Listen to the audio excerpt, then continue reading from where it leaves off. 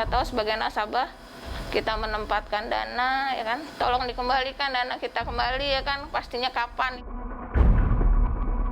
Selama ini Jiwasraya ini ternyata menawarkan bunga yang melebihi kemampuannya gitu.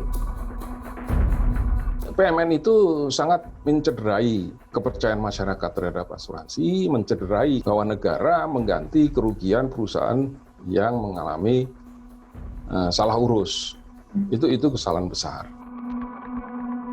Bagi masyarakat khususnya pemegang polis, kami berharap pertama ya mungkin satu mohon sabar dan juga kami akan melakukan upaya terbaik.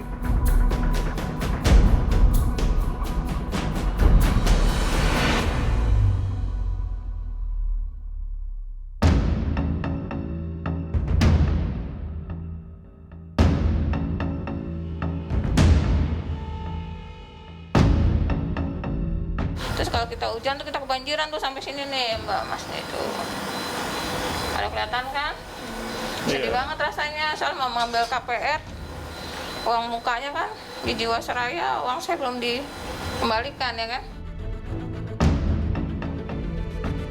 Sylvia Kurniati hingga kini masih menanti penyelesaian gagal bayar asuransi Jiwasraya yang menderanya.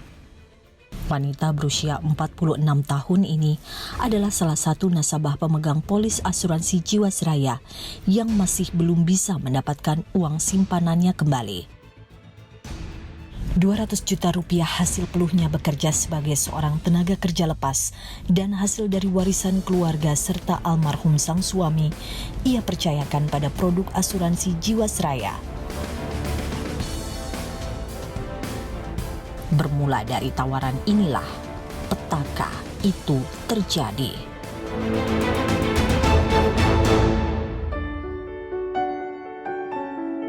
Kita udah jadi nasabah salah satu bank tuh udah lama ya, dari aku SMP. Nah pada tanggal 4 Mei 2018 ditawarin tuh produk Jiwasraya nama saving plan atau JS proteksi plan. Tertarik juga satu karena bank itu kan bank BUMN. Kedua asuransi itu BUMN, terus ada nilai plusnya katanya kalau aku meninggal akan dapat santunan buat ahli waris 50%, ya kan. Namanya umur, suami udah nggak ada, anak yatim kan, ya alhamdulillah lah kalau ada nilai plusnya. Tapi kecewanya lagi pas bulan Oktober 2018 dibilang katanya sebagian gagal bayar. Itu tuh mulai tuh aku nervous kan, cuman salah penempatan Jiwasraya gitu. Mulanya Sylvia masih berusaha untuk tenang mendengar informasi gagal bayar yang dialami oleh Jiwasraya. Tetapi kabar jumlah nasabah yang gagal bayar makin banyak kian terhembus kencang seiring berjalannya kasus korupsi yang melibatkan sejumlah pihak terkait perseroan Jiwasraya. Ini ada kabar lagi nih katanya, akan dibentuk holding dan IFG atau apa ya kan, pokoknya lah menggantinya Jiwasraya, nanti kita dimasukin ke sana semua. Itu baru kabar dari sana dari sini, tapi pastinya kita belum tahu.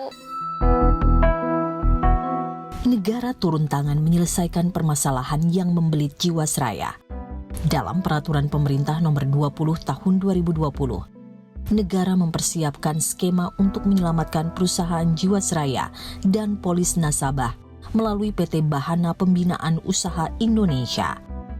Anggaran ini akan digunakan untuk melakukan pembentukan perusahaan bernama Indonesia Financial Group Life atau IFG Life. Melalui restrukturisasi ini, rencananya polis nasabah Jiwasraya akan dipindah ke IFG Life.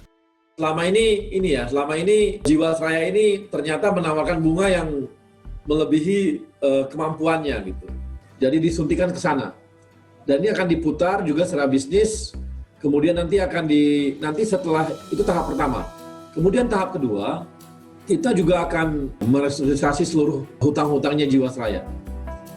Setelah direstrukturisasi, maka setelah itu akan dipindahkan ke IFG Life. Asuransinya BUMN yang terbaru nantinya. Nah, IFG Life inilah yang akan menangani nasabah-nasabah Jiwasraya.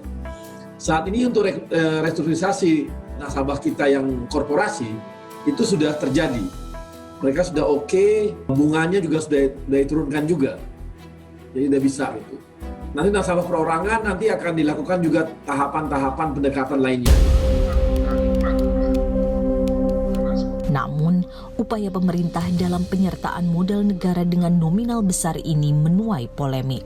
Jadi PMN itu sangat mencederai kepercayaan masyarakat terhadap asuransi, mencederai kepercayaan bayar pajak, bahwa negara mengganti kerugian perusahaan yang mengalami salah urus. Itu kesalahan besar. Dipindahkan itu bukan berarti lantas dibayar. Ya, dipindahkan itu bisa diulur lagi. Padahal yang diharapkan nasabah itu dibayar. Karena perusahaan ini sudah mendapatkan suntikan dari pemerintah 22 triliun. Kenapa nggak dibayarkan? Pembentukan holding seperti ini kalau tidak dilandasi ya dengan komitmen untuk mengelola perusahaan ini dengan baik, dengan menerapkan prinsip-prinsip good corporate governance tadi, menurut saya masalahnya akan terus berulang. Kasus Jiwasraya terus bergulir di ranah hukum. Bahwa terdakwa dalam melakukan tindak pidana korupsi dan tindak pidana pencucian uang menggunakan tangan-tangan pihak lain dalam jumlah yang sangat besar dengan menjadikan sebagai nomine. Akhir Oktober lalu, Pengadilan Tindak Pidana Korupsi memvonis para terdakwa utama dalam kasus korupsi Jiwasraya. Pidana seumur hidup diberikan kepada ke-6 terdakwa yang dianggap dengan sengaja telah melakukan korupsi dan pencucian uang terhadap uang nasabah Jiwasraya. Mereka terdiri dari pihak internal perseroan Jiwasraya maupun pihak luar perusahaan yang terlibat. Dua terdakwa yakni Beni Cokro dan Heru Hidayat juga dikenakan pidana tambahan, yakni membayar uang pengganti dengan total 16,8 triliun rupiah. Uang pengganti dalam perkara ini menjadi jumlah terbesar dalam kasus korupsi yang pernah ditangani di Indonesia. Jiwasraya dikorupsi ya kan, korupsi berjamaah dengan A, B, C, dan aku nggak ngerti itulah politik dan uang itu kan. Yang kita tahu sebagai nasabah, kita menempatkan dana ya kan, tolong dikembalikan dana kita kembali ya kan, pastinya kapan ini, kita sampai nunggu udah 2 tahun lebih, sampai sekarang pada detik ini belum ada kepastian. Bola salju dalam kasus korupsi Jiwasraya terus berputar. Kasus korupsi yang terjadi di tubuh Jiwasraya ternyata juga menyeret perusahaan asuransi lain yang mengalami gagal bayar. Nasabah Wana Arta pun kesulitan untuk mendapatkan kembali dana simpanan mereka. Rekening Wana Arta itu diblokir tanggal 21 Januari tahun 2020. Saya tahunya itu di sekitar bulan Februari tengah.